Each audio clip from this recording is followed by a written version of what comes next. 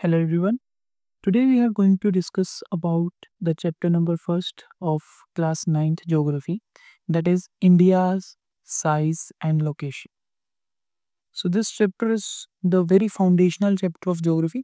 यानी यहाँ से बेस स्टार्ट होगा ज्योग्राफी का। अगर आप आगे ज्योग्राफी पढ़ोगे तो ये बहुत इंपॉर्टेंट है। तो पहला ही चैप्टर है साइज एंड लोकेशन के बारे में। इसमें हम देखेंगे हमारा वर्ल्ड जो है वो इंडिया जो है वो कहाँ पर लोकेट करता है पूरी दुनिया में, और उसका कैसी ज्योग्राफी है। थोड़ी सी एक बेसिक सी ज्योग्राफी पढ़ेंगे हम इंडिया की।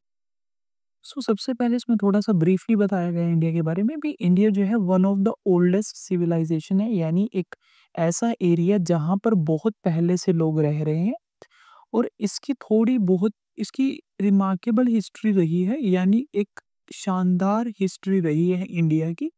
इंडिया ने एक छोटे लेवल से लेकर बहुत ही रिमार्केबल प्रोग्रेस करी है। यानी एक टाइम पर अगर यहाँ पर कुछ भी नहीं था टेक्नोलॉजिकली और इतनी डेवलपमेंट नहीं थी, बट आज इंडिया ने बहुत ज़्यादा डेवलपमेंट करी है, चाहे वो एग्रीकल्चर हो, इंडस्ट्री हो या टेक्नोलॉजी। इन एरिया में इंडिया ने बहुत ज़्यादा डेवलपमेंट करी है और एक ओवरऑल इकोनॉमिक डेवलपमेंट भी करी है। ठीक है, चलिए अब इंडिया की लोकेशन के बारे में समझते हैं। देखिए, हमने जो वर्ल्ड को है, पूरा जो वर्ल्ड है उसे ना इमेजिनरी लाइंस में डिवाइड किया हुआ है। जैसे इन्हें बोलते हैं लैटिट्यूड, इन्हें बोलते हैं लॉन्गिट्यूड्स। ये वर्ल्ड पर दिखती नहीं है, सिर्फ इमेजिनरी लाइन है, हमने अपने यूज के लिए इमेजिन किया हुआ है। ये लंबी लाइंस जो हैं, यानी ये इस तरीके से उन्हें लॉन्गिट्यूड, और लेटी हुई लाइन को लैटिट्यूड। ठीक है, ये दो तरह की लाइंस होती हैं। लैटिट्यूड में से एक लाइन होती है जो बिल्कुल अर्थ के सेंटर में से पास की जाती है, जिसे हम इक्वेटर बोलते हैं। ये 0 डिग्री पर होती है। ठीक है, ये अर्थ को दो इक्वल पार्ट में डिवाइड करती है, एक ऊपर एक नीचे। जो ऊपर का पार्ट है उसे हम नॉर्दर्न हेमिस्फीयर बोलते हैं, जो नीचे का पार्ट है वो सदर्न हेमिस्फीयर है। तो इससे हमें पता चलता है भी कौन सी कंट्री नॉर्दर्न में है, कौन सी कंट्री साउथ में है। ठीक है, तो इसी इक्वेटर से हमें ये पता चलता है भी हमारा जो इंडिया है वो नॉर्थ हेमिस्फीयर में, हमारा जो इंडिया है वो नॉर्दर्न हेमिस्फीयर में लाई करता है वर्ल्ड के।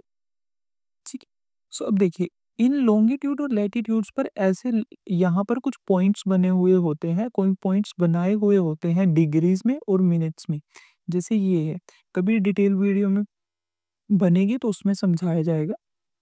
तो अभी आपको कुछ नहीं करना, इन चीज़ में ज़्यादा कंफ्यूज नहीं होना भी, ये चीज़ क्या है कैसे है, ये पॉइंट्स हैं और ये आपको याद करने पड़ेंगे थोरोली।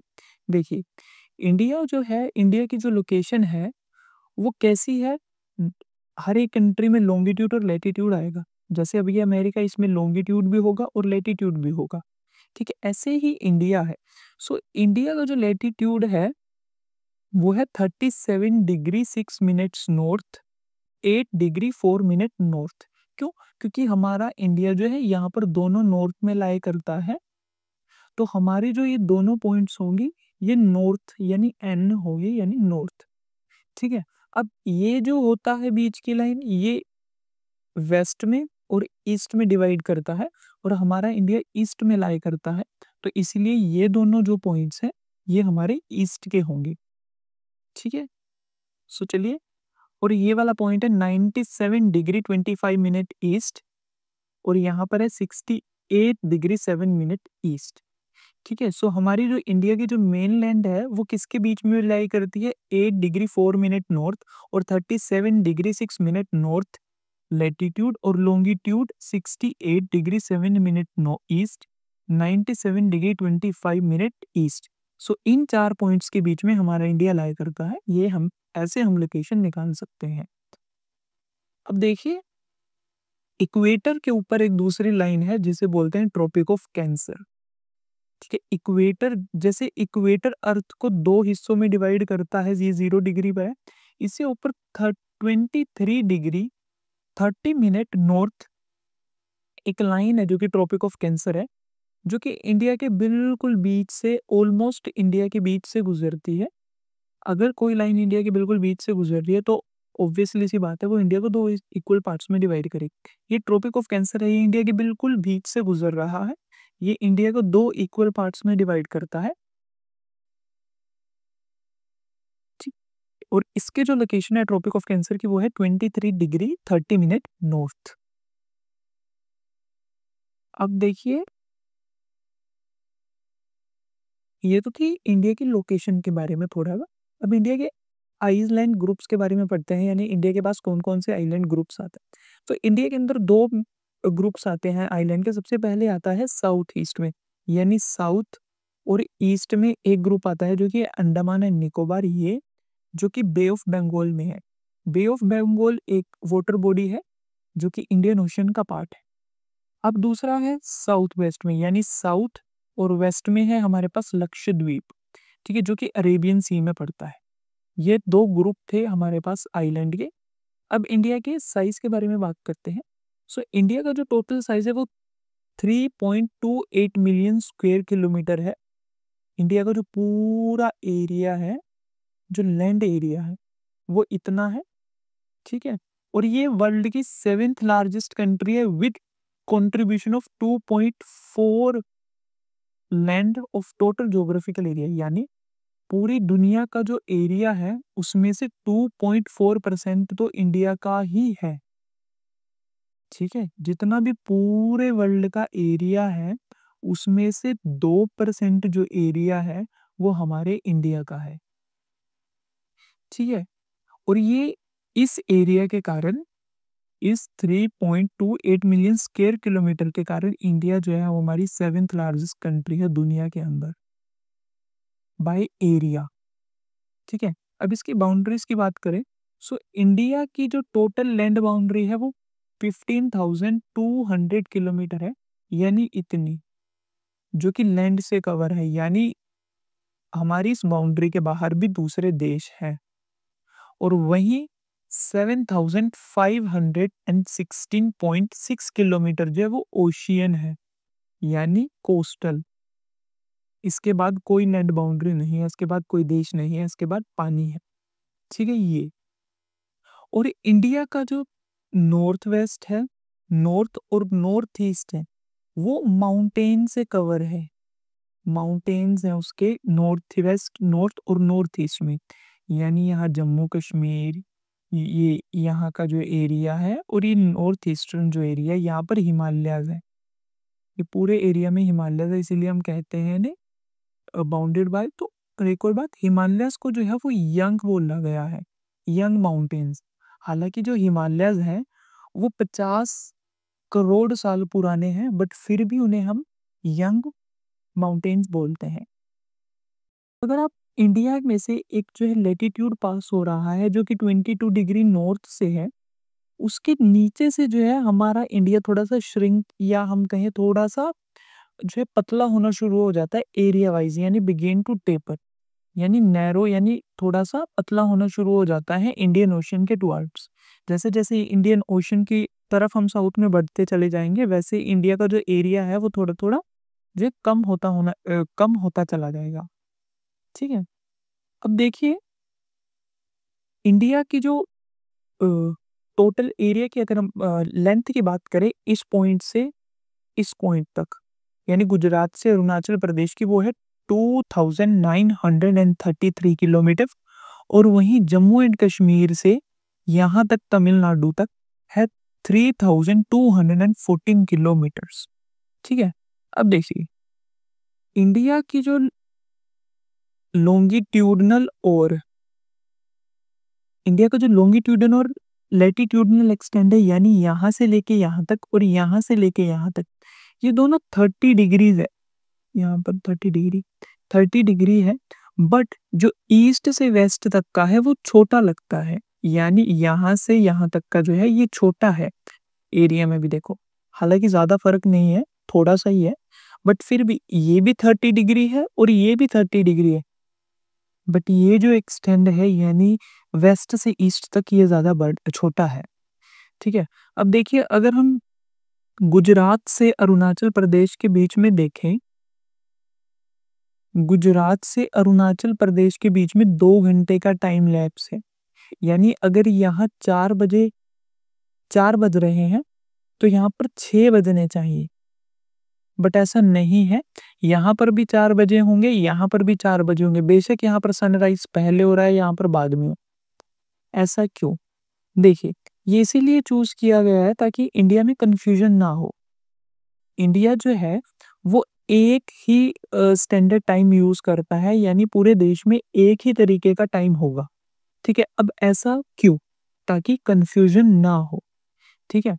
अब मिर्ज़ापुर को जो standard meridian of India choose किया गया। स्टैंडर्ड मेरिडियन ऑफ इंडिया का मतलब है, जो मिर्ज़ापुर में टाइम रहेगा ना, वो ही टाइम पूरे इंडिया में रहेगा। ठीक है? अब हमें एक टाइम रखना था, भी यहीं भी वो यहाँ पे भी वो टाइम रहेगा और यहाँ पर भी वो टाइम रहेगा। अब ऐसा कैसे रखा जाए? तो हमने पूरी इंडिया के बीच में एक ऐसा पॉइंट चूज़ किया जो कि मिर्ज़ापुर यूपी पड़ता है, जहाँ जो कि ऑलमोस्ट दोनों के बीच में बराबर रहेगा। देखिए, यहाँ से लेकर यहाँ तक, यहाँ भी उतना ही एरिया बच गया, इधर भी उतना ही एरिया, ऑलमोस्ट ही बीच में पड़ता है, जिसके कारण हमने इसे standard meridian of India choose कर लिया। जो टाइम यहाँ पर रहेगा, वो ही टाइम पूरे इंडिया में फ़ॉलो किया जाएगा। ठीक है? ये जो है 82.5 डिग्री ईस्ट में, ठीक है? यहाँ पर। सो इससे पूरी कंट्री का टाइम बैलेंस रहेगा, इसीलिए इसे चूज़ किया गया था। अब सेकंड है इंडिया एंड वर्ल्ड। थोड़ा-सा इंडिया के बारे में बात कर लें। अब इंडिया का दूसरे वर्ल्ड के साथ क्या कनेक्शन है, उस हिसाब से बात करते हैं। सो इंडिया जो है वो हमारा लोकेटेड है in the centre of east east and west Asia, यानी ये हमारा इंडिया है, ये ईस्ट एशिया है और यहाँ पर ये वेस्ट एशिया है। सो यहाँ पर है ईस्ट एशिया, यहाँ पर वेस्ट एशिया, ये बीच में हमारा इंडिया पड़ता है। सो इंडिया की ना एक बहुत अच्छी सी लोकेशन है, क्योंकि इंडिया जो है यहाँ पर बीच में लोकेटेड है, जो इससे जो है हम क्या कर सकते हैं, इंडिया का जो है रूट बहुत अच्छा है दूसरी कंट्री से, चाहे वो यूरोप से मान लो, वेस्ट एशिया से मान लो, ईस्ट एशिया से मान लो, अफ्रीका से मान लो। सो इंडिया का जो ओशियन रूट है ना, क्योंकि हमारा जो हाफ जो बाउंड्री है, वो ओशियन से कवर है, जिसके कारण हमें जो है वाटर ट्रांसपोर्ट में बहुत आसानी रहती है, जिससे हम यूरोप के साथ, यहाँ से ऐसे यूरोप के साथ, वेस्ट एशिया के साथ डायरेक्टली, वेस्ट ईस्ट के साथ और अफ्रीका के साथ जो है ओशियन रूट्स के थ्रू जो है ट्रेड या जो है ट्रांसपोर्ट कर सकते हैं, जिसके कारण ये एक स्ट्रेटेजिक लोकेशन बन जाती है, यानी एक बहुत अच्छी लोकेशन बन जाती है इंडिया के लिए। ठीक है? अब इंडिया जो है वर्ल्ड से कनेक्ट कर रहा है शुरू से, बहुत पहले से। ठीक है? ऐसा नहीं है अभी अभी जब से ट्रांसपोर्ट आया है हम तब से कनेक्ट कर रहे हैं दुनिया के साथ, ऐसा नहीं है, बहुत पहले से कनेक्शन है। हालाँकि पानी से जो कनेक्शन है, यानी थ्रू ओशन, वो काफ़ी बाद में शुरू हुआ, बट लैंड्स के थ्रू हम बहुत पहले से कनेक्ट कर रहे हैं, क्योंकि बोट्स, शिप्स ये सब है बाद में आई, उससे पहले लोग पैदल ट्रैवल करते थे, जो कि सिर्फ लैंड के थ्रू पॉसिबल था। ठीक है? सो जिसके कारण बहुत सारे आइडियाज़ और बहुत सारा सामान इधर से उधर ट्रैवल कर सके, पुराने टाइम में एक्सचेंज हो सका। और यही कारण है जो हमारे इंडिया के जो आइडियाज़ हैं, जैसे उपनिषद्स हो गए, रामायण हो गई, स्टोरी ऑफ पंचतंत्र, ये जो हमारे इंडियन रीजनल स्टोरीज़ हैं, ये बाकी वर्ल्ड तक भी पहुँच पाई, और वो उसका क्या रीज़न था? ट्रांसपोर्ट। ठीक है? उसका रीज़न था ट्रैवलिंग। ठीक है? और वो पहले जो है लैंड्स के थ्रू होती थी, ट्रैवलर्स जो थे, वो इधर-उधर पैदल ट्रैवल करते थे। और इसका एक और एग्जांपल हमें ये है भी, जो ग्रीक आर्किटेक्चर है ना, इस टाइप की जो बिल्डिंग्स हैं, वो काफ़ी हमारी कंट्री में पाई गई हैं, बहुत सारे पार्ट्स में, जिससे ये पता चलता है भी कोई वहाँ गया होगा या वहाँ से यहाँ आया होगा, जिसके कारण हमें इस आर्किटेक्चर के बारे में हमें पता चला। ठीक है? अब नेक्स्ट है इंडिया और उसके नेबर्स के बारे में। सो इंडिया के अंदर टोटल 28 स्टेट्स हैं और 7 यूनियन टेरिटरीज़ हैं। ठीक है? ये इंडिया की अपनी है, जो इंडिया की प्रोविंस में आती है, इंडिया के अंदर। अब इंडिया के बाहर जो है, इंडिया अपना बॉर्डर जो है काफ़ी कंट्रीज़ के साथ शेयर करता है। देखिए, हम जो नॉर्थ में जो है अपना बॉर्डर, नॉर्थ वेस्ट में अफ़गानिस्तान और पाकिस्तान के साथ शेयर करते हैं, ये अफ़गानिस्तान है, ये पाकिस्तान। और वहीं नॉर्थ के अंदर हम, यहाँ पर चाइना है, ये सारा एरिया चाइना का है।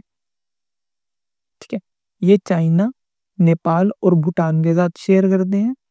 और वहीं ईस्ट में यहाँ से बांग्लादेश और ये म्यांमार। सो इन समरी, जो हमारा इंडिया जो है, वो हम नॉर्थ वेस्ट में अफगानिस्तान और पाकिस्तान के साथ से शेयर करते हैं।